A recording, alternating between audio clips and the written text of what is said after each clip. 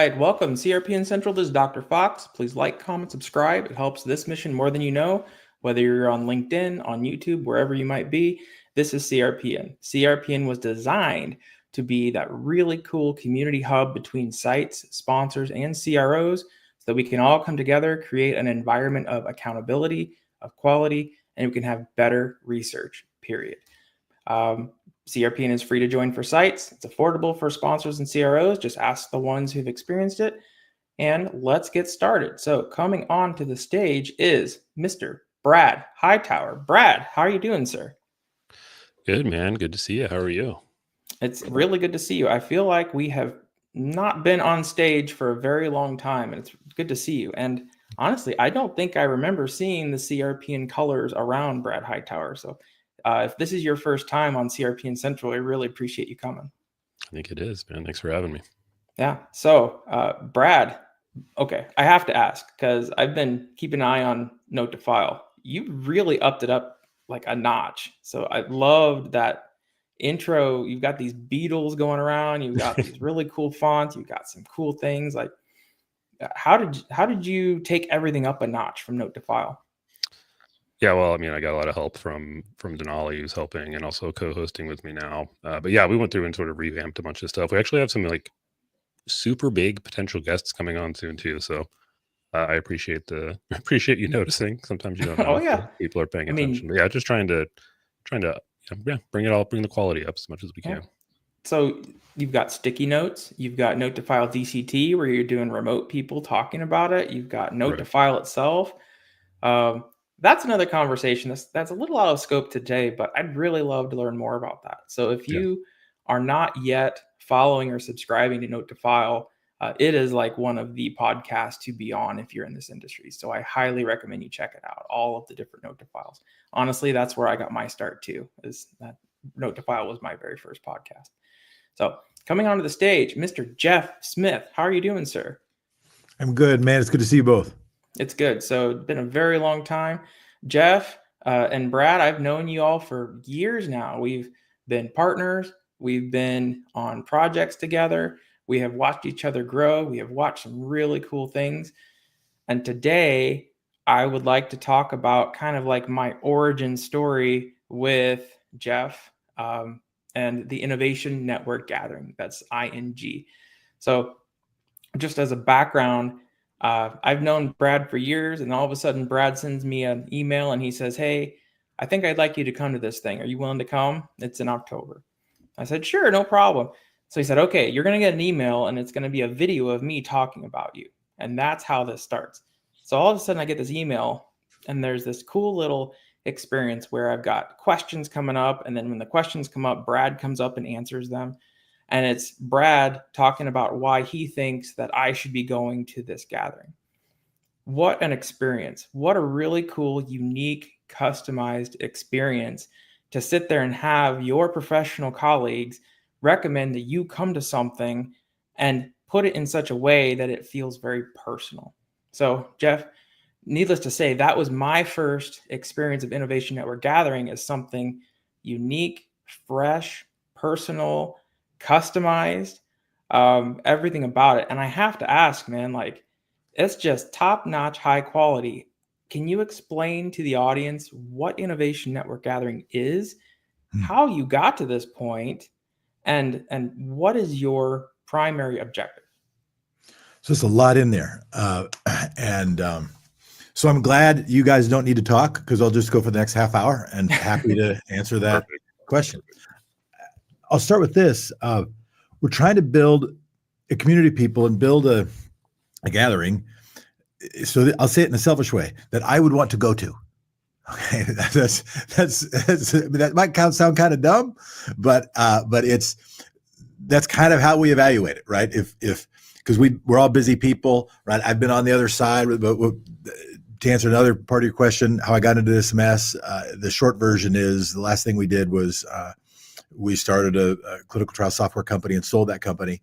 And then this got started because in the period of sort of the non-compete and I wasn't sort of scrambling for business. And in some respects, I wasn't allowed to scramble for business. And I was trying to think about frustrations I had about the sector. I think that overlap with some of the things that the three of us have talked about at different times, or I've heard you guys talk about at different times, and thought that there was an opportunity to convene some, I wouldn't say like-minded people, because people have different minds, but people who at least share a common objective around, or a common question about how might things be better, and who are people who are actually trying to make things better, and what would be a forum of people that would be worthy of the people and the ideas who are trying to make things better. And so we're just trying to develop a gathering to a standard. Right? What would that look like? And yeah, there's a lot more I can say about that. There's more I can say about origin, et cetera. But so that it's a conversation and not a filibuster, I'll pause there. So, Brad, how did you get to know Innovation Network Gathering? Yeah, it's a good question. I was trying to sort of remember that before we came on, because I think you, Jeff, maybe you and Michelle had reached out, and frankly, I don't know how it came through to me eventually, but potentially about coming, and then even potentially about being one of the main stage speakers, which was amazing, by the way. And I really appreciated that it wasn't sort of a another panel or another sort of boring pre-thought up thing to speak on, and sort of given the leeway that must have been extremely frustrating for you guys to sort of come up with an idea and then work through it. And of course, the first was like, what the hell is this? I have no idea what's going on. I think I'd actually looked back and watched some of the videos from the previous year, because I think I came the second year was the first time I came. I think at that time, Laura Hilty had a really great video about maybe it was about I can't remember what it was about. Either way, it was a great talk. You guys should check it out too. I know that you guys have a YouTube channel. Go look, because a lot of the main stage talks are up there. And I was actually really blown away by the talk and the quality, the sort of TED Talk-esque quality and nature of it. So yeah, long story short, didn't really know what I was getting into, and then pleasantly surprised afterwards, attending and being able to sort of be a part of the fun. Yeah. And so if you haven't watched it yet, the video that Brad was referencing where he got to main stage was very physical. He literally brought devices onto the stage and started stacking them, talking about the tech burden that sites have, until he got to the point where the devices were covering his face and it was just perfectly delivered. And I have to ask, like, Brad, how many times did you practice that? Because it was very, very well done. Not as many as I should have, which I think, yeah, probably. Well, and it was a whole to do, because I had to ship a bunch of devices out. They weren't going to come in time. There were people scrambling in the background to help to get devices. Also, huge shout out to the whole ING team, because they helped find some tablets that somebody could provide. So it was a whole thing. And again, what I liked from the beginning was that just that level of, hey, what do you want to talk about? And given the sort of freedom and the birth to figure it out. And then they had to listen to probably a million stupid ideas, if not more, and bad iterations of things before I finally came to that, which was fine. I mean, but it wasn't that was the thing when they asked, I was like, I don't want to stand in front of a screen and like talk over slides. And again, for them even to be willing to entertain the silliness was a big, it was big. It was big for me. Yeah. And Jeff, I know for a fact that you highly value the quality of a speaker. You don't want someone to come onto a stage and discuss something for the first time or just wing it. You are very, very interested in the quality that you bring to your audience. And as a result, you want to make sure that your speakers are very well prepped. Is that correct? Yeah. I'll say something general and I'll say something specific. The general thing, so we evaluate talks and we invite people to evaluate talks, and that's given us a chance to learn and get a slightly more numerical sense of what works and what people value. And I've identified, I think, and this is not that scientific, but I think it's right, the three most likely indicators of why someone gets invited to speak. And they tend to be in no particular order. Status, right? Big title, big job, big name, kind of famous, whatever. I'm going to call it charisma, but I mean it's sort of like that's the speaker guy. That's the person who's out there doing the speaker thing, and they're the Mikey from the Life cereal commercial, right? They'll eat the cereal. And the third is if they paid for the privilege. If they're at a conference and they write a 6-figure sponsorship check and therefore they get to talk. And all three of those things are great, right? Like, awesome to have someone with high status. Charisma is a wonderful thing. And everybody in this call is involved in commerce. But none of those three things are as positively correlated to performance as people might think. And in fact, there are elements of those things that are negatively correlated. And I think why, and I've thought about this like maybe too much, right? I care about this to an irrational degree. But I think why is that when you're the high status person and the person who's paid for it, and a little bit the Mikey from Life cereal commercial is comes to the stage with a little bit of sense of entitlement, that they think they are doing a favor to the audience.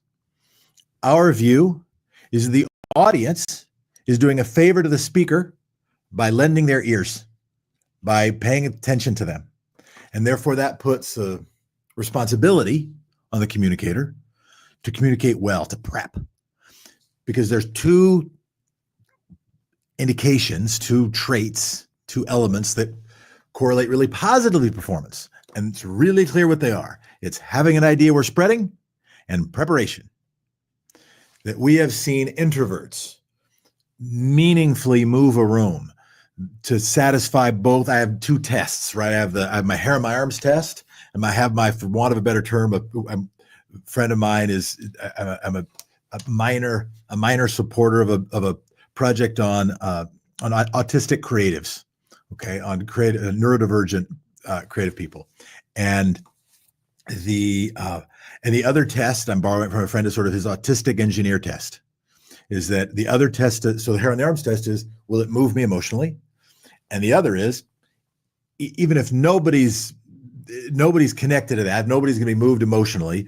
Does it make me think about something differently? Does it make me learn something? Does it sort of disrupt or improve the way I think about things?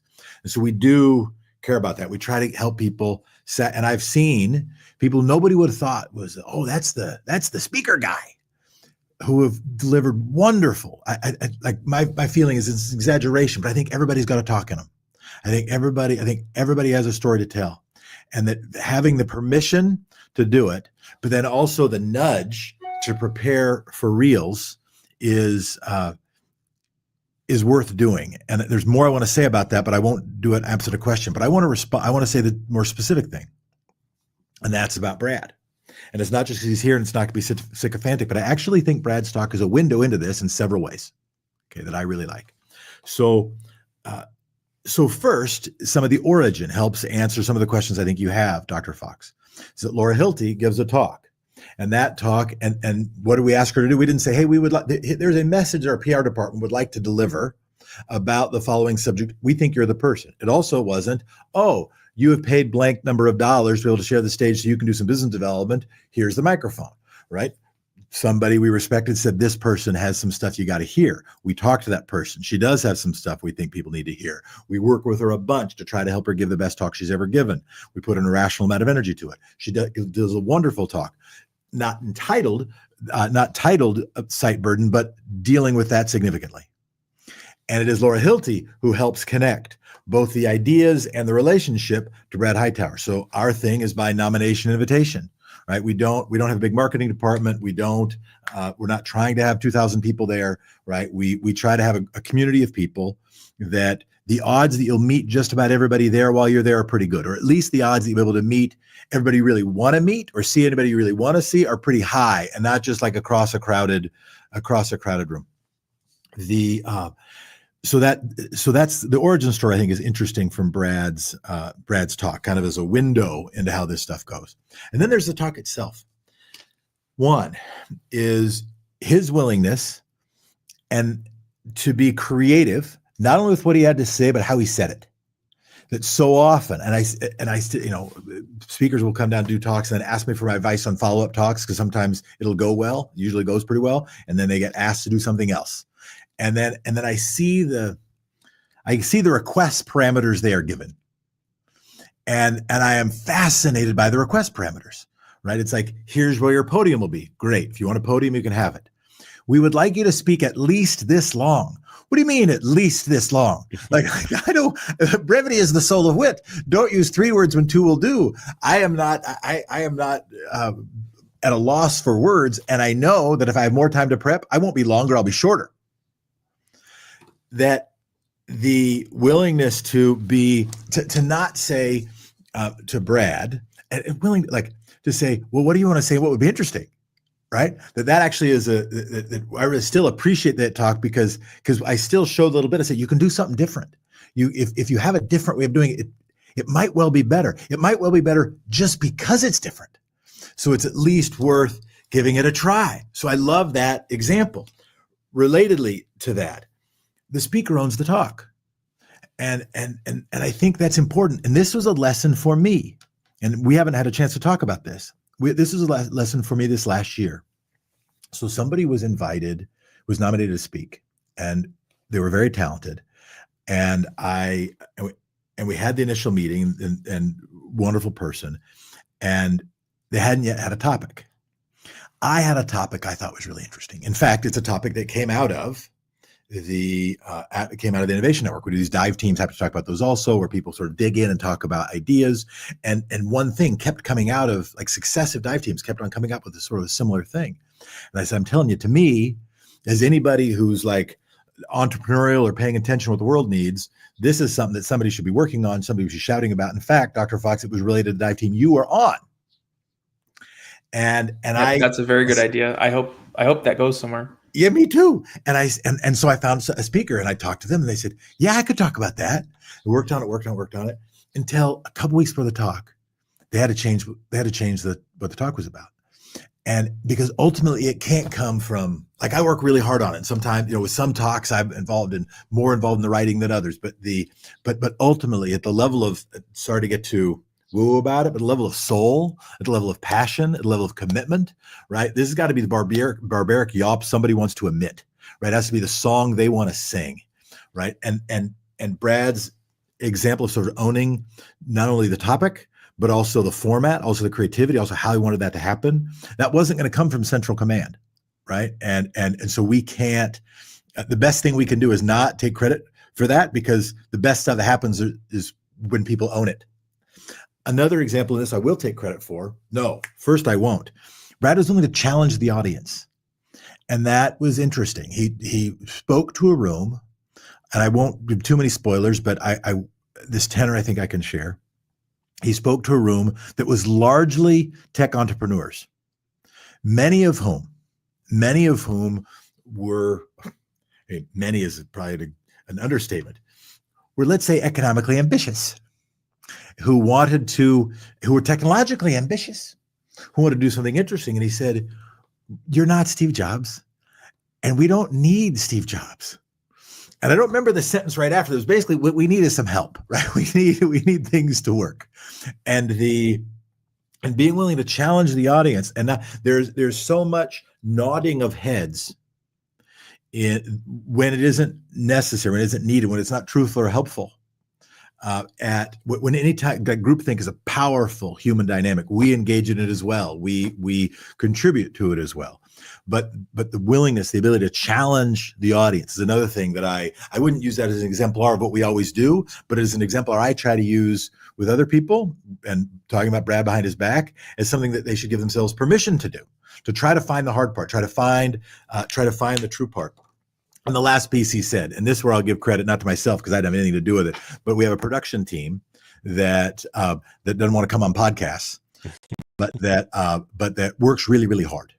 And so when Brad has a wonderfully planned exercise where he's going to stack up, it's like, if you want to visualize how many devices, and I think Brad, you posted today, it's like, oh, look, another device that won't load. It's like, how many, you want to see how many devices I deal with? Here's just some of them. And he has them shipped, and there's a shipping problem. Like, that blows up the talk. if you're sitting down and you're supposed to stack devices and you don't have any devices, what are you going to stack? And so the production team, I have nothing to do with this, but the production team goes out, hustles, get the devices and put those together.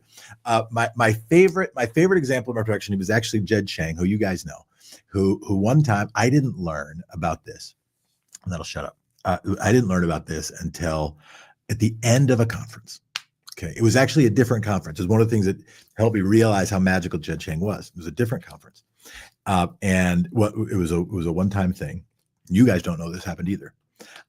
And somebody came, and it was hosted at a university, and somebody came and smeared feces on the floor-to-ceiling windows on the entrance to the university, and he cleaned it up, and he dealt with the situation, and literally nobody knew. Literally nobody knew until I think did I learn that? I must have learned that evening, but I might not have learned till the next day. Like I had no idea. So having a great production team who really values the experience, and I can say more about why I think they do, but that'll be my last thought. And I think Brad's talk and the sort of run up to that also illustrates sort of that piece of it. So Jeff, I got to tell you, I didn't get a chance to go to ING 2024, but I'm coming to ING 2025. But a funny story for you is I had a friend who I had recommended go to ING, and we saw each other at another conference, and it was right before ING. And I said, "Are you geared up to go?" And they, yes. And I said, "Okay, well, just be ready. You're going to go through 36 hours of the most intuitive and stimulating content that you have ever been in a conference. When you leave, you're going to be exhausted and excited at the same time. And you are going to want to move the world."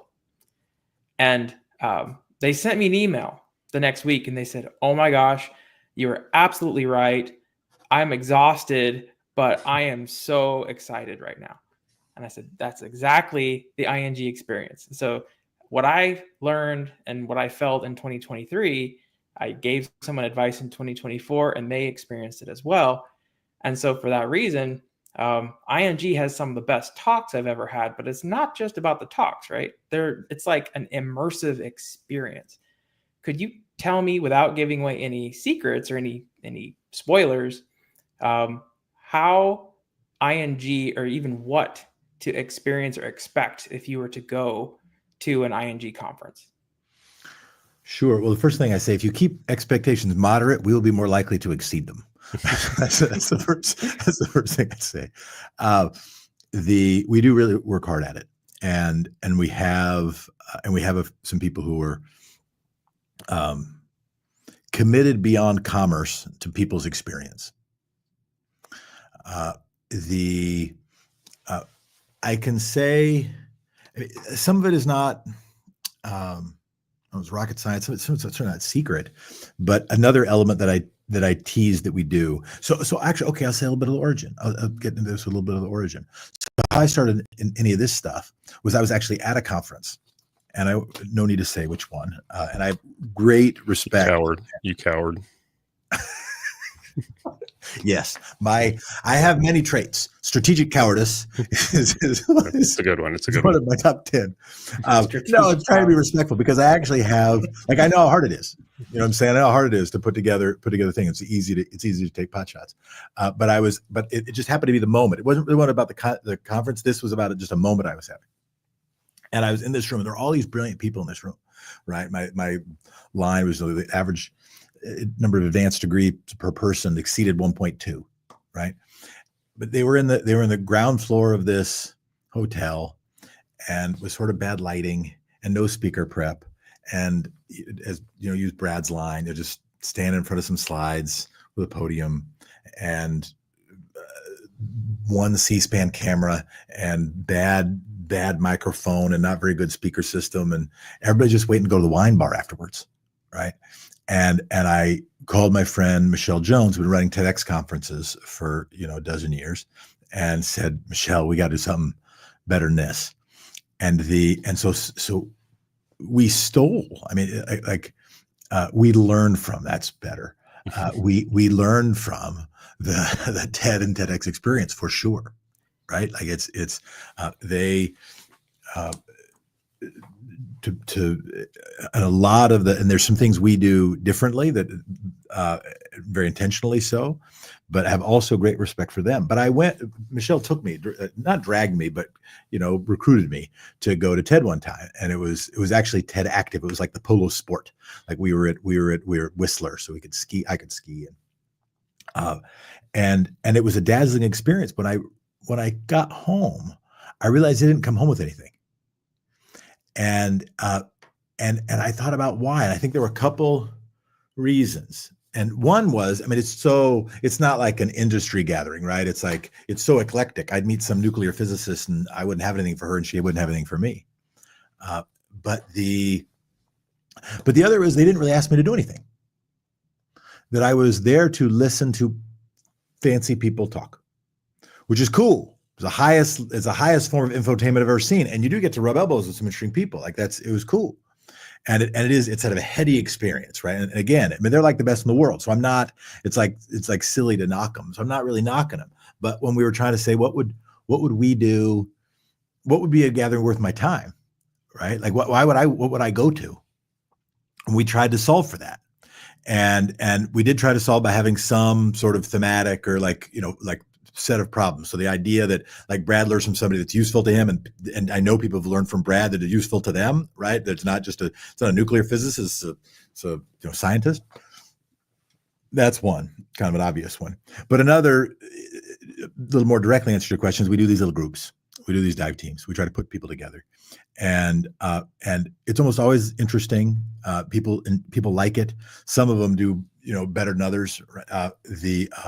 But it's almost like a dozen mini retreats, and we put in front of them questions, and we work hard on the questions through the year. And one of the things, if there's time, I would love to hear from y'all, and would certainly love to hear from your audience and partners and friends and allies. Like, what are the questions that are on your mind? And so we try to dig into these questions. We call them Challenger questions, named after the Challenger Deep, which is the deepest part of the Mariana Trench, which means is the deepest part of the world. Get it? They're deep questions. And then people kind of pick which question they do. We do this matching thing to try to get people as close to at least make sure they get one of their, their first or second pick of which dive team to join. And then we ask, see if there's a next step to it. And that's actually not promising too much, not saying we're going to boil every ocean when it's a gathering of people, but still trying to have a next step on more than zero of them. So there's something to show for it for some of them. That's another piece. But even just the experience of that, when an old board member of mine named Mike Radway, he had a thing called, I called it the Radway rule. He said, people enjoy meetings in meaningful proportion to the amount they get to talk. And so having people there not only to receive, but also to be shoulder to shoulder, and from a relationship building standpoint, not just saying, hey, like me, will you like me? I'll like you if you like me, but being arm to arm, same side of the table, approaching a common problem. Say, let's solve this together. To me, that's my best relationships have been built that way. When I'm working with somebody on a thing, right? When I'm walking with somebody, not facing them. So that's, and then I'll give one other element that to answer your question on like what's interesting about it, or what do we do about the experience? Another piece of that experience, not the only piece, but other piece, but we do something a little bit different with meals. It's mostly, and it's actually the members of the team have convinced me the importance of this. I did not see this, right? I'm a different personality type, but so much of human connection from before we had language was about sharing a meal. And so we don't do this stuff perfectly, but we do it with intention. And instead, and the most common thing, because meals are expensive, right? Most common thing at a conference is instead of giving people a meal, you charge people for the right to invite people to a meal. And then that person who does it pays for it as a business development expense and uses recruitment for their service expense. And you save a whole bunch of money on your bottom line as the conference organizer. and you make a bunch of money by being able to advertise the dinners and lunches that people have, and it makes way more economic sense than what we do. So I can't criticize those folks. They're doing something smarter. But for our team that irrationally values sort of that human experience, said, no, we've got to do at least once or twice. We've got to try to do something interesting with the meals. So we do have a sit down dinner. It is plated. We do have a seating chart. We do try to connect people to at least one or two people that they would find interesting, and real time gets spent on doing that. And then we also do a distributed lunch where people can kind of go out with 8 or 12 people, and they can go with people they know, but also the intention is they'll go with a few people. They'll meet a few people they don't know, and that we tried it the first time last year, and people really liked it. So the community, I want to finish with sort of those community focused, right? Not just content stuff, but actually human relationship, because that's probably ultimately what is the highest value. Yeah, and I want to talk a little bit about the dive team, because I think I'll be honest, like the first year I was going and reading about it, I was like, shit, I don't want to do this. This is like work. This is like, I don't want to, I want to chill and listen and whatnot. But I think it's something interesting happens, and you alluded to it already, but a lot of times you're at a conference, you run into people, whether you know them or don't know them or kind of know them. At least for me, for as much as I talk, I'm truly like an introvert. So these things are often awkward. Someone's pitching you something in an exhibit hall. I think it can be hard to like get to know people on a level that's not selling or being sold.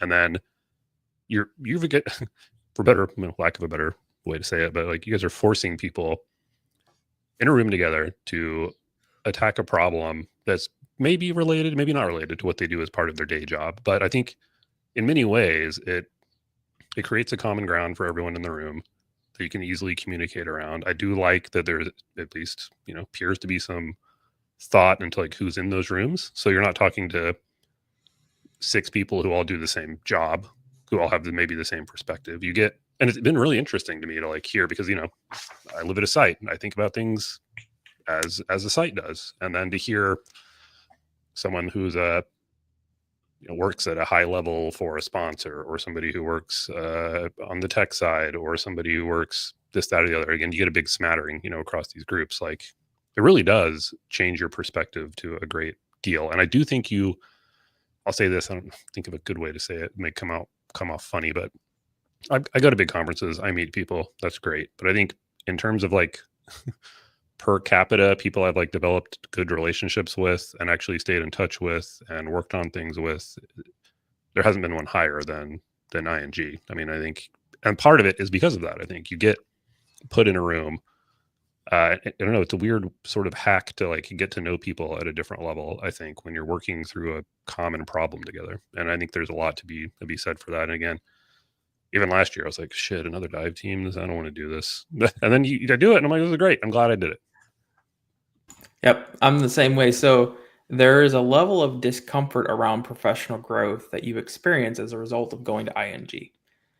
A couple of very good examples is, number one, you have no idea who is going to be walking on that stage when you go in to talk.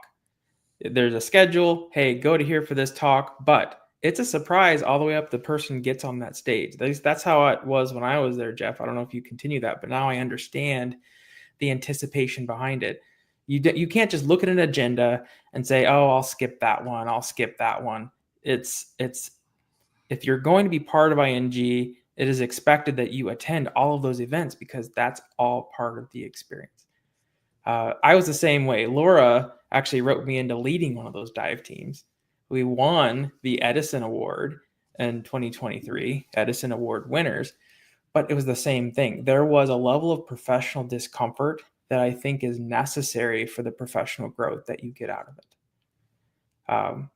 it. It was an interesting experience. And then, like what you were saying, Brad, because of that level of uncertainty, I think that you actually form stronger relationships with the people that you work with. Like I can look at someone that I knew at ING 2023 right now, and we immediately connect, and we have this really cool core memory together where we met together. So yeah, per dollar for dollar spent on Okay, I was going to call it a conference, but Jeff, it's not a conference. Why do you call it a gathering? There's no great word. I just honestly, it's a dumb answer, but when I invite people to my house, I say we're having a gathering of people. That's what I say, because and I don't know why I started using that word, but it's because everything else seemed like it was trying to do too much, maybe. And when I'd say like, and I don't really endorse our branding, right? Like at some point we might change the name, and it was just like we just tried to be like, what are we trying to do? We're trying to build. We wanted to connect the network of innovative people, and we wanted to gather them together. And initially it was supposed to be, it was an innovation network, the gathering. And there was, I even this thing, it was like Magic the Gathering. You know, that was like the line all, who's the science fiction writer, that any science sufficiently advanced is indistinguishable from magic, right? And so that was sort of but then people just kept on calling it the Innovation Network Gathering, which is a mouthful. It's hard to say, but I was like, I wasn't going to correct them. So I'm not like saying, you know, everybody follow our lead on branding decisions, but but to answer your question on the word, maybe I hadn't thought about. Okay, so when I was in college, I was this is a longer story. This is totally not what you want to hear, but I'm gonna tell it anyway. So when I was in college, so before I was in college, I was a cattle hand. Okay. And I wasn't going to go. My mom had passed away, and I was like, fuck school, forget my language, right? I was not going to, I was like, and so I went to Eastern Oregon, and I worked at a feedlot, and it was really hot. It was really hot outside, and it was summer, and there was no, I mean, the heat index where I was like digging post holes and planning railroad ties to build fence for cattle pens, right? And if you put a thermometer on the ground, it was like 125 degrees. It was miserable. And I was like, maybe I should go to college. and so I had been accepted to my state university, right? University of Oregon. And so it wasn't too late to go. So I changed, I enrolled like one of the last students to enroll. And most of the dorms were taken. This is a story. I don't think I've told this story. I haven't told this story for years, decades. And there were two dorms that were still not filled. There was the academic pursuit hall, and there was the outdoor pursuit hall. And I was like, which should I go to? And I thought, well, the outdoor pursuit hall, that sounds like people are going to be asking me to go on hikes and, you know, do all kinds of crap that I might or might not do. Academic pursuit hall, that's probably people are going to stick to themselves, and it'll just be a place to live. That's where I'll do that. Okay. Turns out the academic pursuit hall had many people, some became my friends, who are precisely the people you would expect who would be in the academic pursuit hall. Okay. And usually, you know, people who live in the dorms, it's usually their first year, right? They're usually there for freshman year, and then sometimes you find an apartment later on, maybe sophomore year.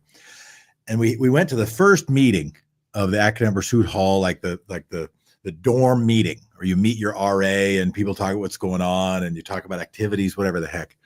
And there were these two guys. I think they might have been juniors, but I think they might have been seniors, and they had lived in the academic pursuit hall for their college experience. And they were, I will say, the guys who you might think would be in the academic pursuit hall for 3 or 4 years. And the discussion, so I'm not laughing at the story. I'm laughing that I'm telling this story. So they were at this, we're in this meeting. The question comes up, when do we want to have like the monthly dorm meeting or whatever it is, right? And then and it goes around, and somebody proposes like a Friday night. And these guys stand up and they say, nah, man, Friday night's our party night. And I was like, if you're saying that, Friday night is not your party night, man. Like, that's not what's going on. And so calling something a party, I just got a little sensitive saying, like, anybody said, dude, let's party. Anytime I heard it, dude, let's party, I was like, once you've said that, I don't think that's what's happening. I think something else is happening that I don't really want to do. And so anytime I hear like, hey, man, we're going to do a blank, sometimes my reaction is like, you know, so I'm like, it's just the lowest key name we could think of. It's just the thing. It was like promise the least. It was like focused on the people who are coming together, and just say, hey, let's gather together a little bit. If there was a lower key name, might have gone with that. And I'm not advising that for marketing reasons, but I'm trying to answer your question honestly. Well, that's how it comes people together. People are going to gather. You can't promise anything beyond that. So exactly. I like that. And that's a really good point. And Jeff, I know we've had a podcast together. We've talked about this, but what what are the reasonable expectations to accomplish in some form of a gathering or a conference? That's a I really mean, good question. people, and this is where we've run into this, where you get to year 3, seems like you're talking about the same thing. Nothing seems to be happening, but is that really something a conference can accomplish, or is it literally just offering the environment to accomplish something? What a great question. So I think actually something that I would actually ask you to continue to ask us that question. And I'm not going to dodge it, but I'm not going to I don't think I will satisfactorily answer it. I actually would challenge, because I think because if we're doing, there's a risk even by saying like, oh, that I would go to, there's still, even that can be a little too self-focused. You got to think what's the value proposition, what will people really get out of it? So that's worth continuing to think about. Mhm. And we could probably do, I mean, we've done it 3 times, right? So we still got to be asking that question. And in fact, I would ask either of you, both of who I really appreciate your involvement in some of the planning and preparations and nominations of people, and getting some of the right people there. And Brad, your participation in some of the planning meetings, and is to even say that even in the questionnaire that we do at the end, right? Like we should make sure that we have questions that really get to that, so we get other people's answers. I think we've done a little bit. I don't think we've done enough of it, but I'm going to answer your question.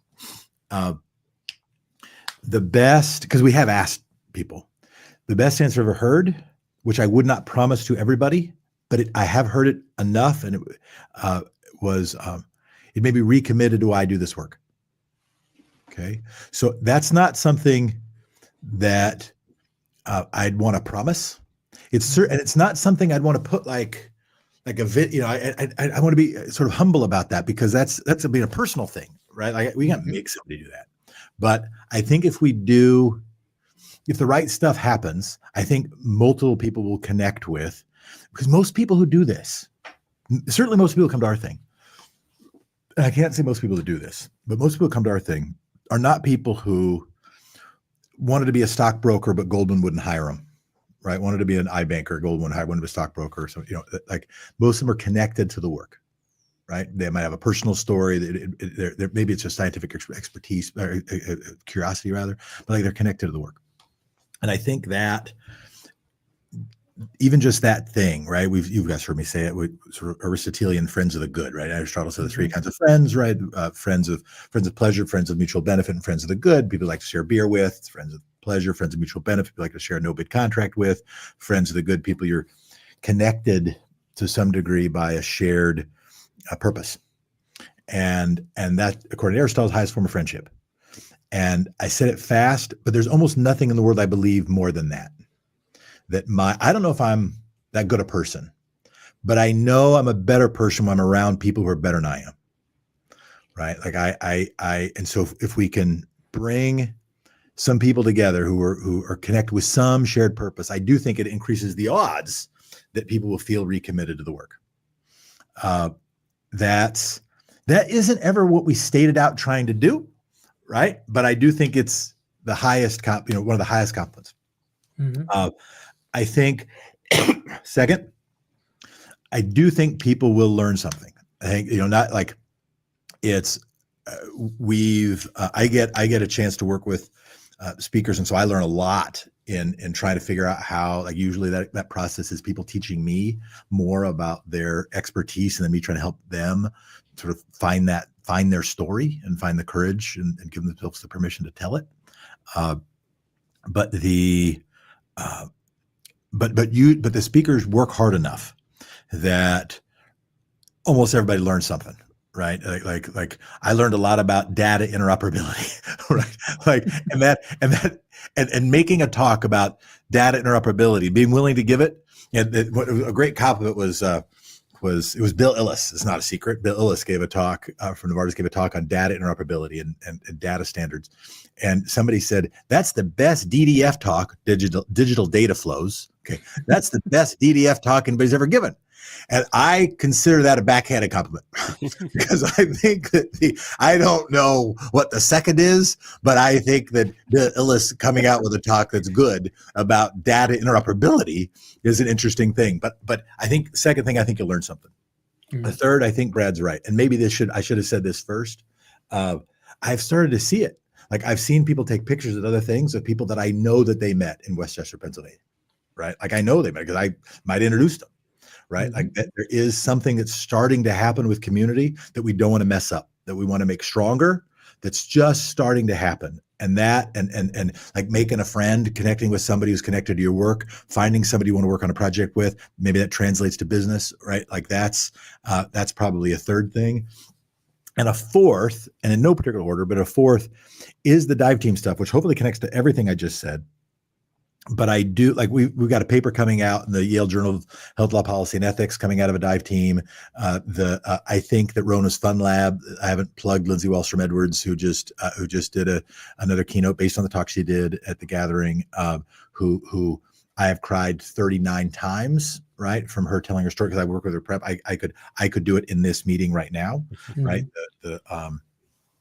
And she is coming at the experience during her preparation of the talk, committing a meaningful portion of her life to try to solve this problem. And then there was a dive team around it. And I do think that Rona's Fun Lab will have life, right? I think that could be a thing. And that's not because of the conference. That's because of her, right? That's because she was willing, she had the courage to forge her tragedy into something worth doing, right? And so I do think that some number of next steps are happening and will continue to happen based on wonderful people working hard on stuff they care about. And that's a fourth thing, but that's also something we've got to be a little humble about promising. But I do think it's something that we're immensely proud of and gratified by when it happens. Yeah, that's what I think. And I won't speak on behalf of your team. And just from my perspective, I think a lot of what you guys are doing right, whether there's a direct legacy, so to speak, or not, I think is providing, and to Fox's point, I think sort of providing the environment and doing it in such a, it's like, I don't know, maybe a terrible analogy, but it's the first thing that came to my head. But the difference between like going to a bar and trying to find a date versus like working with a matchmaker, right? So if you go to a conference, I feel like there's just a shitload of people. You don't know anything about them. You may talk to 1,000, but you're kind of there for yourself. I feel like you're there to win a client or, something of the sort. But going, innovation gathering, I feel like no one's selling me anything. I'm not there to, again, sign a contract or get a study or whatever the case may be. I'm there to like work on something bigger than myself. And I do really feel that like vibe there, as sort of navel gazy as that may sound. I mean, I do really feel that's the case. And whether, and it's not even just that. I think through the speakers and being forced to like really thoughtfully, think about your problem or put something together, that's its own big value there. I've got up on stage and said all kinds of random shit, right? That's fine.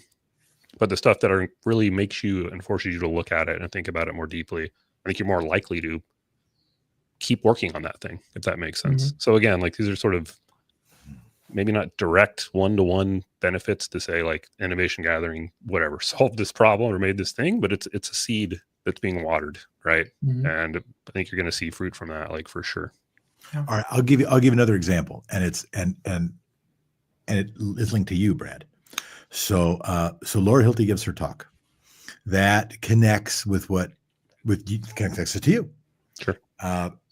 Your talk is connected to Rosie Filling, who gives a talk about with 3 things that could be done to improve site relationships, improve the site experience, right? Treat sites as valuable partners. One of those things is including sites within user testing. This last October, Laura O'Donnell from GSK gives a talk and says, we have started doing that. Now, I don't think that's all because of Rosie. I don't think that's all because of us, but I do think that there is, I think we rest a little bit of our weight class and hopefully creating some sort of longitudinal assistance to ideas that should happen. And very often the best ideas seem kind of obvious, but But Yeah, I think it's a little bit of it's a little push on the collective consciousness, right? Exactly. Like by continuing to sort of, push on that in different ways. So I mean, again, that's what I just had a realization. If we want to compare conferences to conferences, there are very few mainstream conferences that I know of that actively share their past discussions. It's always, here's a registration, show up, go in a room, you'll listen to people. We don't record it. We don't share it because we're just here to sell the experience, and we're here to sell the experience next year. But what we're talking about here is a complete documentation of some of the best voices in the industry making history. They're in the ING history books.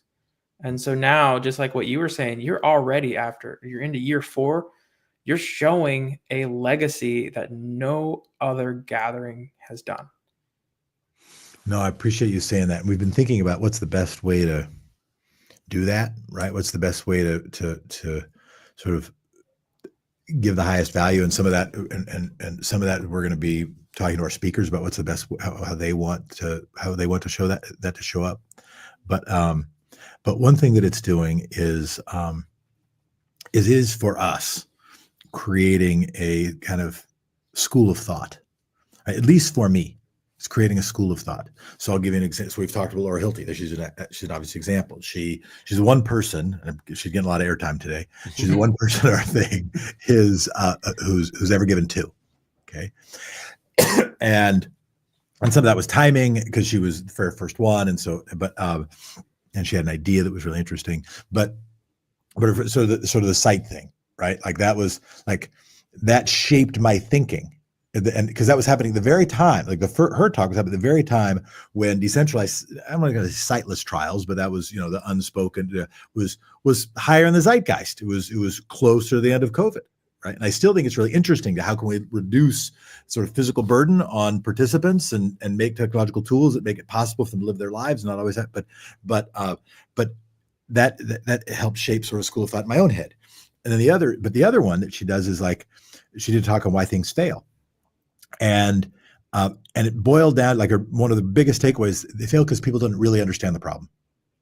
Like we're working right now on working on a thing on patient recruitment.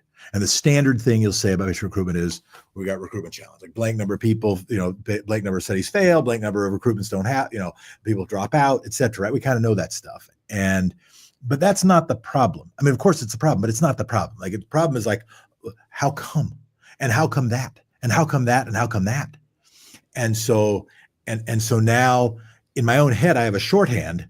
It's like a Laura Hilty shorthand. It's like, we haven't, like, how do we get to the problem? You got to find the problem, right? Mm-hmm. And it started to create, and we had, and Stefano Zenios from Stanford, who taught me design thinking, and then taught everybody else. I mean, some people already knew it. I didn't.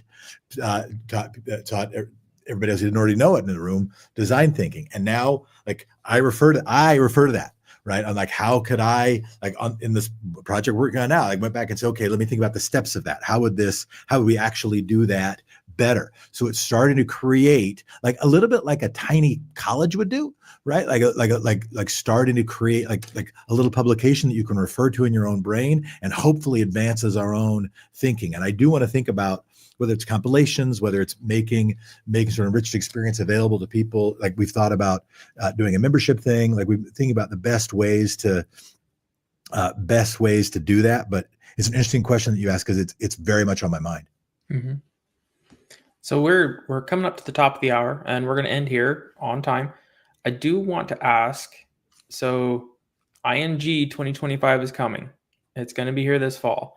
I know it's going to happen. I'm going. Brad, I think he said you may be going. Jeff, I assume you'll be there. Yes. All right. So if you wanted to be a part of ING 2025, what is available right now? Well, I'd say the first thing that I'd ask for is what do we need to be thinking about?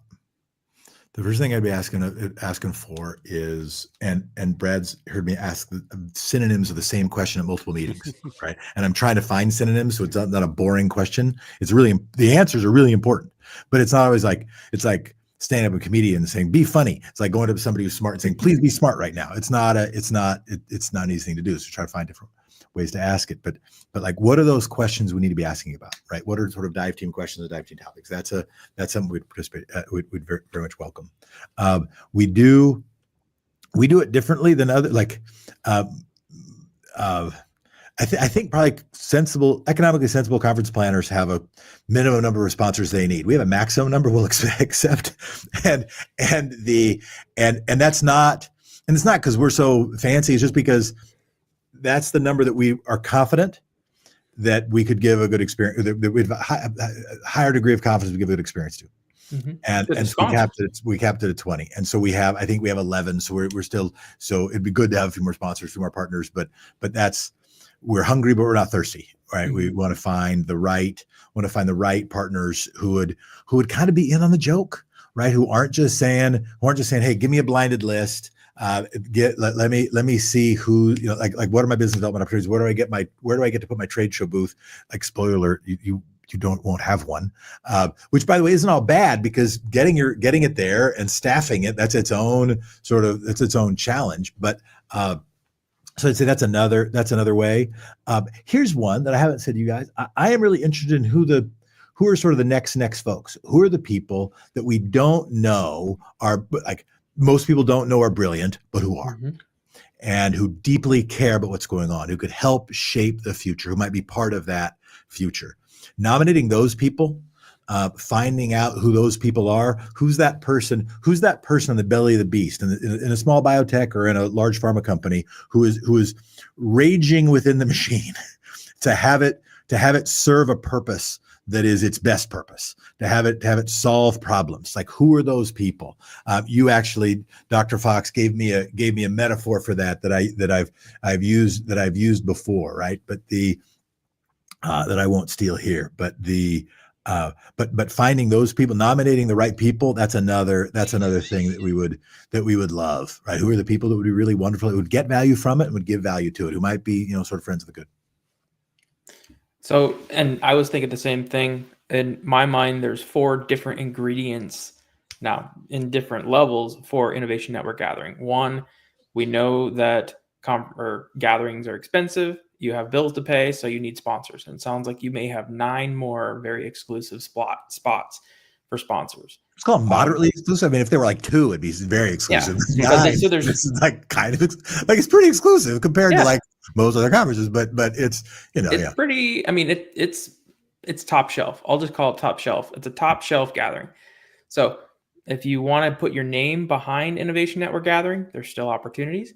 If you're that fiery, passionate person who could be inspired to rediscover your why, to rekindle what you need to do, maybe being a guest at the gathering would be an honor, and you'd get a lot out of it. How are you doing on speakers? How are your speaker slots in your agenda? Are you got them all filled up? I guess it's different than first year, but I don't think it will ever be different than this. I think it'll get worse. We have, I think, 46 speaker nominations for 10 slots. Look at that. That's great. So we haven't talked to all 46 of those people, and probably won't have a chance to talk to all those people. But I think that it's,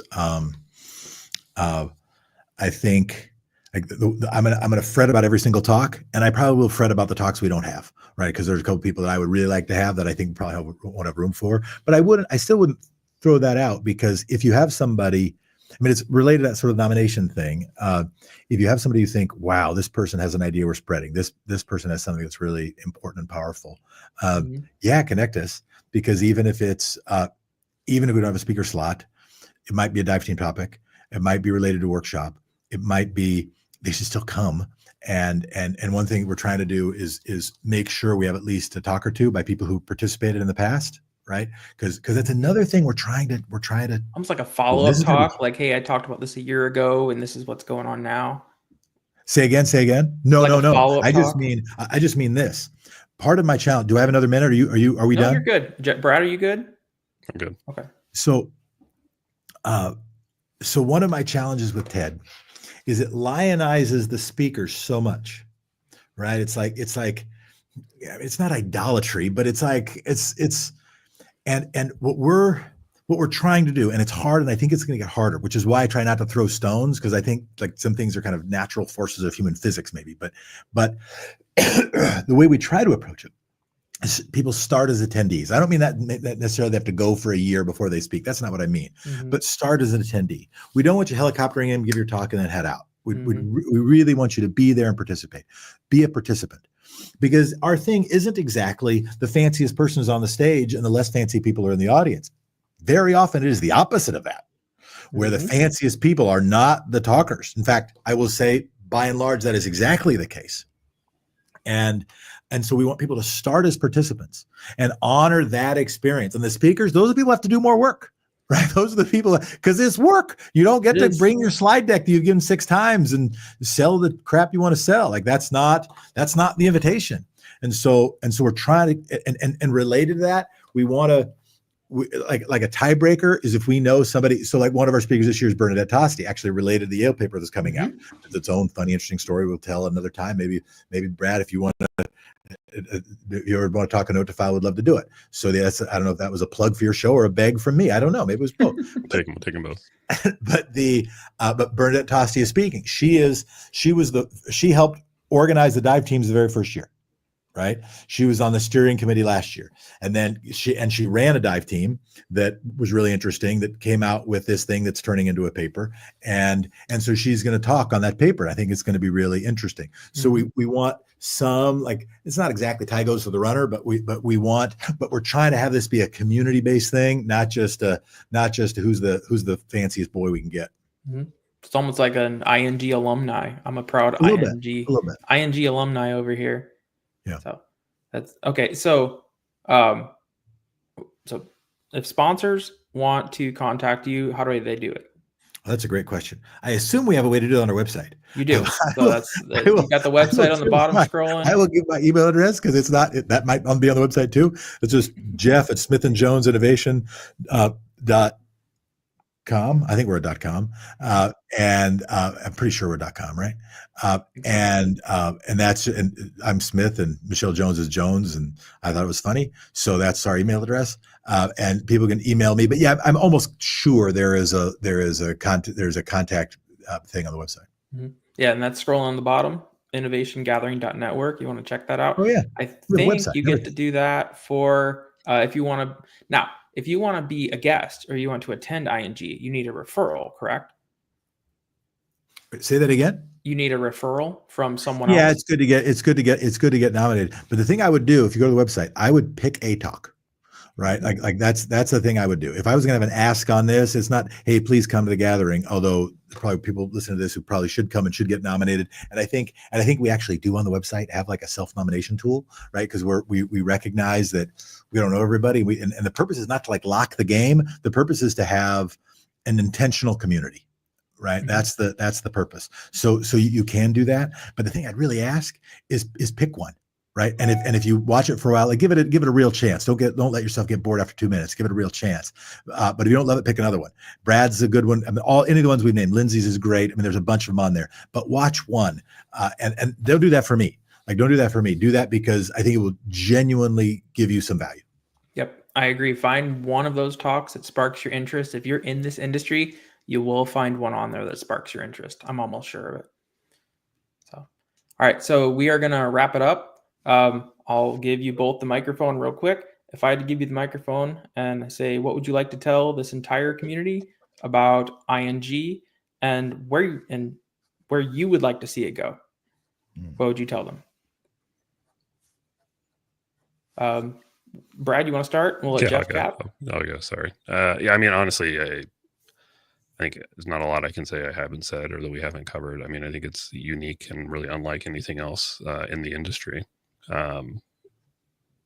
You're gonna have a good time if you check it out. So yeah, I mean that's really it. Again, I think from the first one I went to, I was posting about how much I liked it and how again a different experience it is. So if you haven't, go check it out. At least like Jeff said, go check out the website, watch some of the talks, and you'll get a pretty good feel for the sort of quality and vibe there. Mm-hmm. Absolutely. Jeff? Yeah, my cheat. I'm going to say two things. One for me and one for somebody who might be watching. So that's something when I work with speakers, I say, try to find the hard part, right? That's like so many like marketing and communications people, their skill is to distract from the hard part. Right? It's like, and what I try to say is the best talks come from when somebody finds the hard part. So I'll try to do that for myself.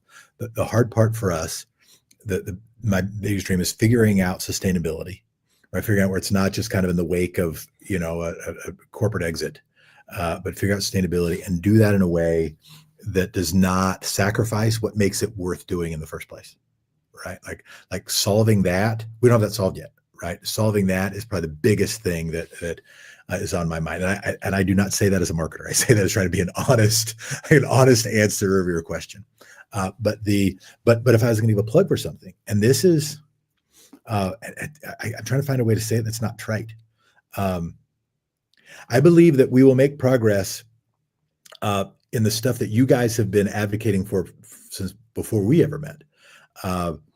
If people connect to the purpose of their work. And like, yes, like don't get bored, like be willing to be willing to be a neurodivergent engineer, be willing to be attentive, be willing to dig into 7 layers of the problem, right? Like respect the nerds, right? Like do the work, right? And I think that's easier to do and would better to do if we connect with the purpose of the work. And that's not about our thing, right? But that'd be the last thing I'd say to your folks. And I appreciate you guys, and why Michelle says hi and loves you both is because you do that in your work and you spread that to others. And so that's the thing. That'd be my plug. Excellent. Well, I'll finish off. Innovation Network Gathering is by far genuine. It is truly genuine. And what I mean by that is they are in it for the right reason. They're bringing people together for the right reason. Everything about it is the right reason. And I can tell you from experience that when you walk away, you will feel like a better professional. So that's the best plug I can say. Please check out innovationgathering.network as it's scrolling down on the screen. Check out the videos. If it's something you feel passionate about, try registering. It's not too late to be a part of ING 2025, and it's only going to get better from here. All right. And I'll say, if you nominate him, I'll give him a discount. There you go. You hear that? I'll do that. So you reach out to me. If you want to go to ING, you reach out to me, reach out to Brad. We'll figure things out. We can see what we can do to get you there. Yeah, people on the ground are fighting the fight. People on the site level, people are like doing stuff that have perspectives that aren't locked away in a big office. Like that's the thing that we do. That we don't have big BD budgets to like go to conferences and stuff. Like we want to honor that. And so if that's you, like connect with us. Let's try to make it possible. Absolutely. All right, Jeff, Brad, thank you so much for coming on to CRPN Central. A really good interview. I look forward to seeing where ING is going to go. Maybe we can get some photos together in Westchester, Pennsylvania. Awesome. Thanks, right. gentlemen. It's great to see you. All right. Thanks, CRPN Central. Please like, comment, subscribe, share your voice, and we'll see you guys next time.